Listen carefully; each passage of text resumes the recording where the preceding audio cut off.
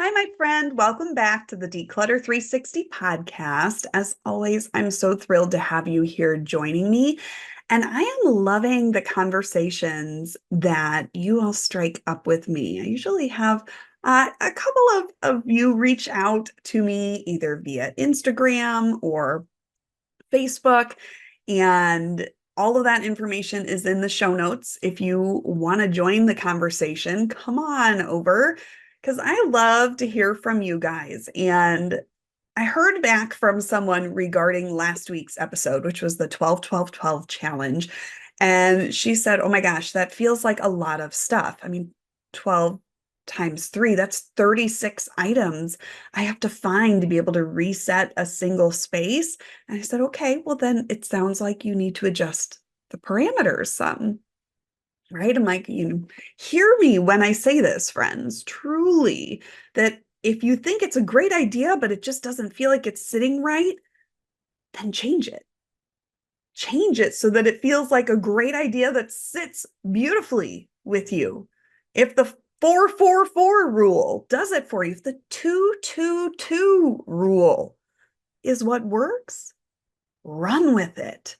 You can always build on that. You can always expand it when you need to do a bigger reset and contract it down into something a little bit more compact when you just need a quick reset. It's that idea of giving yourself a challenge, right? I talked about that level of competitiveness that I have and that I'm sure that you have as well, especially being competitive with ourselves. Can I do it? Yes, I can, right?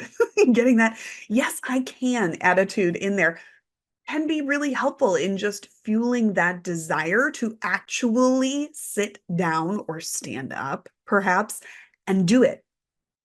Take that opportunity to declutter your space, which again, as I like to say, decluttering your physical space does so much more than give you just a clean space. It gives you a clean slate in your mental space.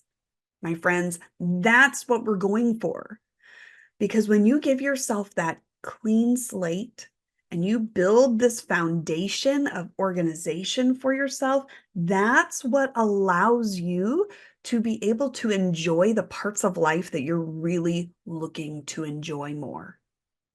That's why we do all of this, right? We have to create that foundation for ourselves that allows us to be able to step into showing up as a version of you that has a clear, free mind. Our physical clutter contributes to your mental clutter so significantly. That's why I'm here sharing these messages with you all. And this week is no different. This week, I want you to go back and think about those moments when you've been decluttering, or maybe you're not even intentionally decluttering, right? But you come across an item that you pick up and you go, huh, do I really need to keep this?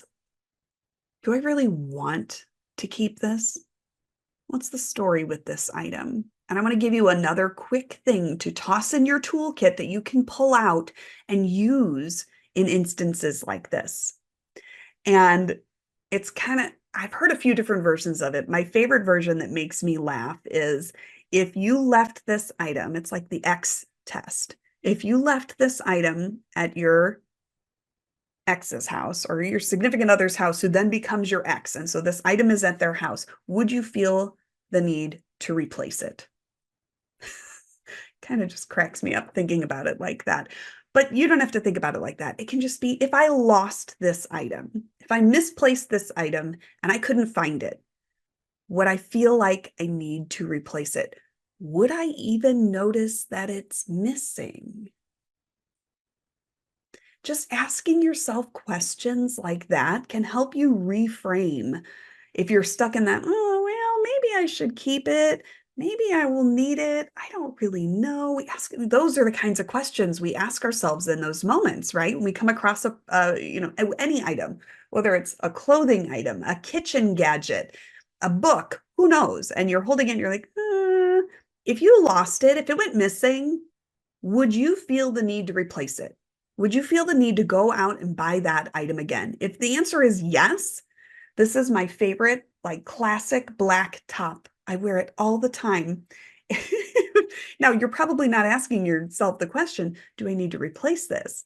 If that's the kind of thing you're holding. But, if it's a kitchen gadget that you think, I don't use this very often, but maybe it's a seasonal type item. Maybe it's your cherry pitter. I don't know. We're gonna stretch a little bit here so that you can have some examples, right? You have this cherry pitter in your drawer, and cherry season is like 2 months in the summertime, right? That we get the really good, yummy cherries at the store. And that's the only time I use this cherry pitter. But you know what? I've got little kids, and it helps them to be able to enjoy cherries. And so, yeah, if I lost the cherry pitter, I would have to go out and replace it. It's things like that. But then maybe when your kids are a little bit older, you think, no, if I lost the cherry pitter at this point, I would not feel the need to go out and replace the cherry pitter. Guess what? Then you can probably go ahead and declutter your cherry pitter. So if you're maybe doing the 12, 12, 12 challenge and you're looking for an item to donate, this can be a question that you kind of pair up with those other tools in your toolkit, or that you can use incidentally when you just come across something that you're like, huh, I haven't seen that for a while. Is it something that I still need? Is it something that I still use, that I still love? If it went missing, would I feel the need to replace it? It's just an easy way to help you refocus when you get stuck on those other questions of, well, what if I need it down the road? Or how much money did I spend on this? Would that be money wasted? Frame it in a different way so that you can really get real with yourself about choosing, selecting items that are going to continue to live in your space that you're going to have to manage, and make sure that those items are things that you truly use, love, want, and are ready to take on the act of continuing to manage them. Is it worth my mental space to continue to manage this item? And that, my friends, is a decision that only you can make. But if you have more questions about this, or you want to chat about this more because maybe you're still finding that you're getting stuck in questions like this, come on over and find me on Instagram at declutter.360. Come on over and join the free Facebook group. It's the Declutter 360 community. Links for both are down in the show notes. You can check those out and come and get some help and some support, and feel embraced and loved by other people who are going through the same things that you are. My friend, you are not alone. So come on over and join the conversation, and I'll see you back here next week for another tip to add to your decluttering toolkit.